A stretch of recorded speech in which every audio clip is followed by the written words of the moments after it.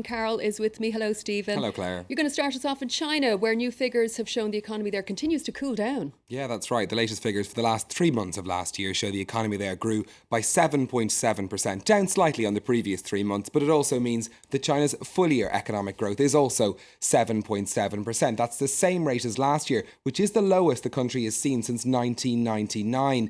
It doesn't look too good looking forward either. The forecast for 2014, a survey of analysts, is 7.4%. If that becomes true, it will be the lowest the country has seen since 1990. Now, earlier we spoke to our correspondent in Beijing, Shannon Van Sant, about what's behind these figures. There are a lot of factors behind these figures. The working age population here in China declined by more than 2 million people last year. So China is already starting to feel the demographic change of its huge aging population here, which of course takes away from the number of people that can work in the workforce in any industry, including manufacturing. China is also trying to shift from manufacturing to the services industry. It's doing that through a number of different measures, including allowing its currency to evaluate more quickly than it did in the past. This is having an impact on the economy. China is also clamping down on credit in many ways. They're trying to cool down various local economies here, including the real estate market. That's having an impact on the economy. And also declining demand from overseas. Demand from Europe and the United States still remains weaker than it was a few years ago. So there are many factors leading to this slowdown in the economy. Earlier this year, Premier Li Keqiang said that he wanted to maintain China's economic expansion at a reasonable rate, and he said the bottom limit for that reasonable rate would be 7% growth a year. So how is that news affecting the market, Stephen? Well, although those figures did actually beat some estimates of the Chinese economy, it hasn't been helping Asian shares in trading today. You can see the Shanghai Composite down almost 1% in China there. Bad news too on the Hang Seng, though, down just over 1%. It's only the Kospi in Seoul today that's trading in the green. Expected to be quite a quiet day, though. Wall Street's closed because it's Martin Luther King Day. Okay. Here in France, it seems more likely that there'll be Chinese investment in the car maker Peugeot Citroën. Yeah, the PSA, as the company's also known, has been struggling for some time now, particularly with falling sales here in Europe. Now it needs to raise around €3 billion worth of capital. Last night, the company's supervisory board met here in Paris. They decided to examine further the option of securing investment from the Chinese car maker Dongfeng. But the French government has said in an effort to keep the car maker French, it would also buy a stake worth around 15% of the company. Delano de Souza has more.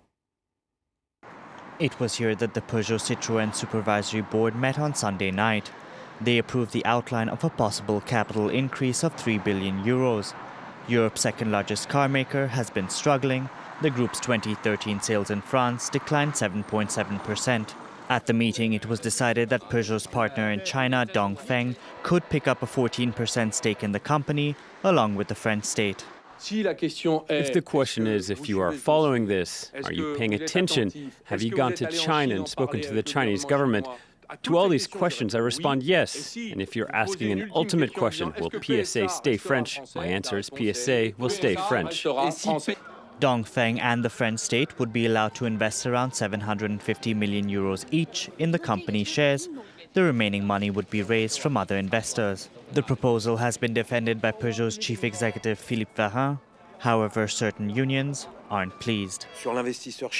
Regarding the Chinese investment, or investors of any other nationality, whether they're French, American or Chinese, we're convinced at the union that employees will have to defend the company because there will be new attacks on their jobs.